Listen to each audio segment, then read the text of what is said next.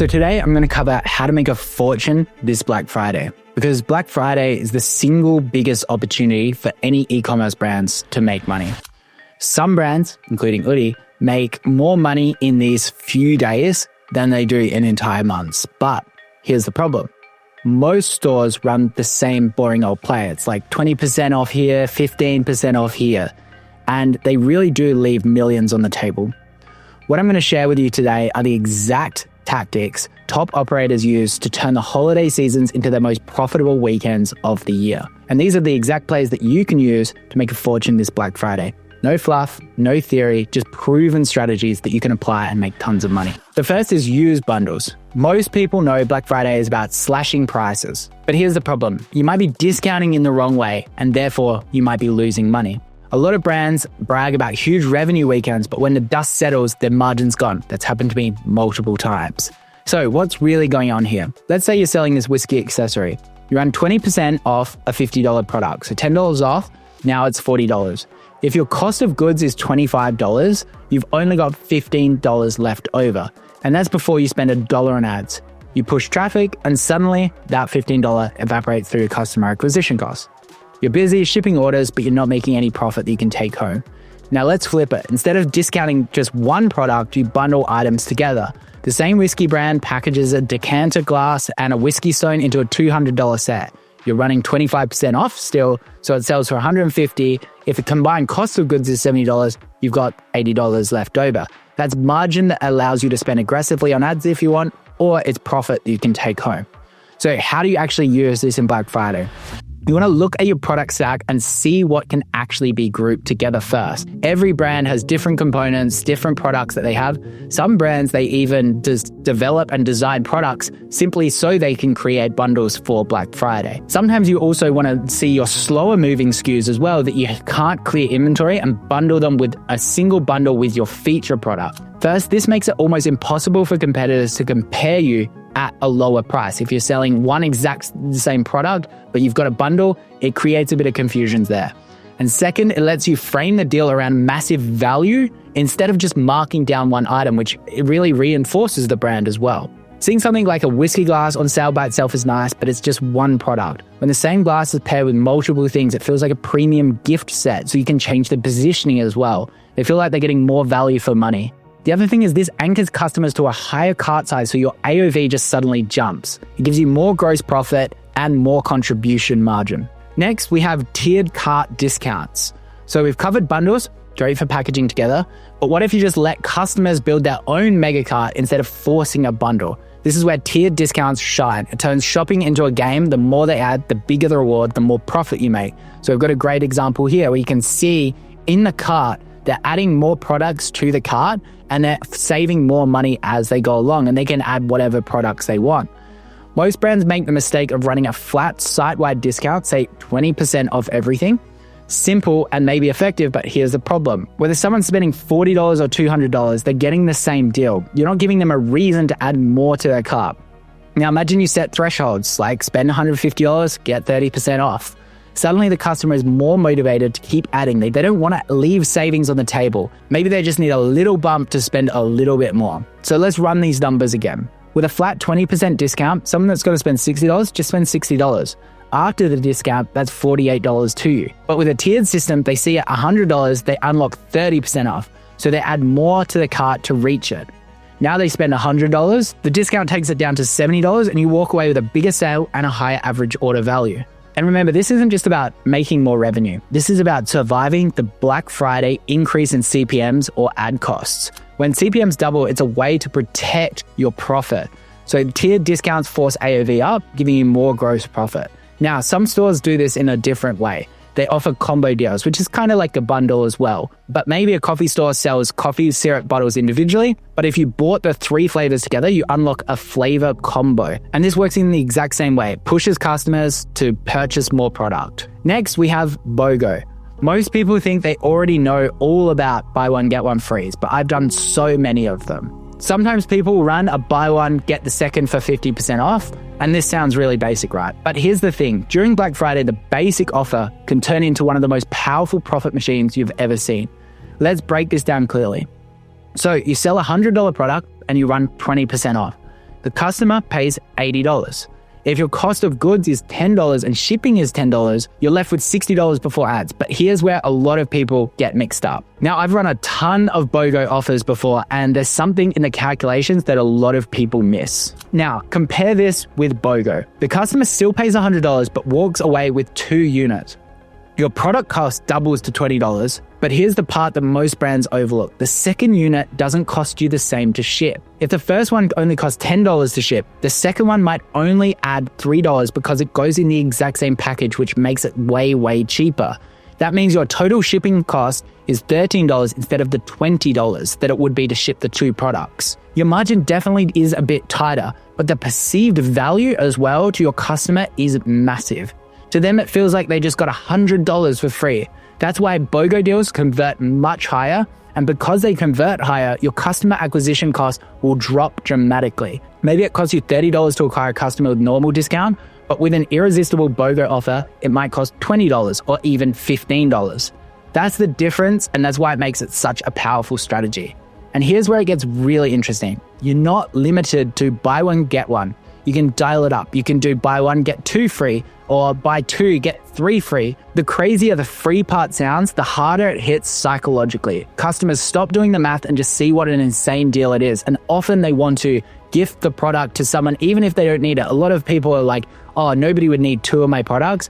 Trust me, they will buy it and they'll give it to one of their friends. This is especially powerful for low AOV, high margin products like rings, skincare, supplements, where customers naturally want multiples. And think about it, if you're buying like a wedding band, your spouse is going to want one as well. Or if you want vitamins, you probably need another bottle for the next month anyway. BOGO taps into the natural buying pattern.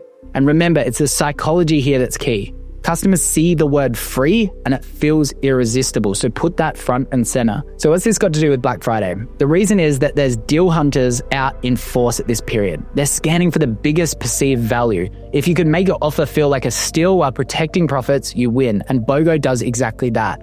So how do you implement this within your store? Identify products where the cost of goods is much lower than the retail price.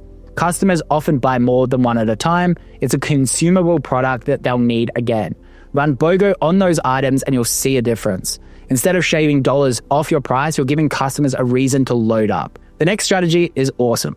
It's a VIP early access and it really reinforces the brand. Let me explain how it works. Most brands treat Black Friday like one big public sale. The problem with that is everyone gets the same deal at once. There's no reason for your most loyal customers to feel special, and you're fighting the exact same battle as every other brand. Instead, what you want to do is you carve out a small audience of potential insiders that really, really love your brand. These are your SMS or email subscribers, or maybe highly engaged loyalty members. It might also be just people in your Facebook group or even your Instagram followers that you carve this out for. You want to give this group early access, so you could just do a simple SMS like our sale goes public on Friday, but for you, it starts Wednesday. That's great messaging. You don't need to give them a bigger discount, but frame it as scarcity, that they can get the products guaranteed that they want, because a lot of the other stuff will sell out. This way, you're going to tap into the most loyal buyers. You're going to give them as many options that they're probably going to spend more than the discount shoppers anyway. You can also hype it up before the holidays, tell them to have their phones ready, stock is limited, and you tell them that they've got one shot to get in first. So how do we do this? Go into your SMS program, see who has actually purchased through SMS and say, cause you've purchased, this is the VIP, make it tailored and customized for them. Next, we've got gift card with purchase, which is so underutilized, it's crazy. Most people think of gift cards as something that you sell on the site. It kind of sits in your collection page and nobody really ever buys. But used right, it can completely change how valuable your Black Friday customers actually are. One of the biggest problems with Black Friday is that deal hunters come in, buy once, and never return. They're generally a lower lifetime value customer than others. You make the sale, but you don't get the long-term value of the customer. It's a quick hit of revenue without the ongoing relationship that's important. But we can fix that. Instead of offering a discount, you attach a gift card to every purchase. For example, you spend $100 and you get a $20 gift card for January. The customers will still get a perceived discount during Black Friday, but they also have a reason to come back in the new year, because January and February is often a really tough month for e-commerce. Not only is that customer now going to remember your brand for longer, but they're almost certain to be a returning customer. And this one small change can flip this whole cohort to having a higher lifetime value. And the crazy thing is, not everyone is going to use their gift card. So it's much cheaper to give a $20 gift card to people. Maybe so many people use it that it's actually really $15. That's probably way cheaper than your customer acquisition cost to acquire a new customer or even re-engage that old customer in a different way. So here's how you would set this up. Pick a threshold that makes sense for your margins, like $100 spend equals to $20 gift card. Set the redemption window for after Black Friday, Cyber Monday, like January or February when sales are usually slower. Promote it as part of your Black Friday campaign, and then you can get a much more stable January and February. Next, we have October lead capture. A lot of people think October is the month to slow down. Ads get expensive and returns look worse. Everyone's waiting for the Black Friday sale. October is a month that separates average operators from elite ones. The brands that scale hardest in November are the ones who refuse to pull back in October.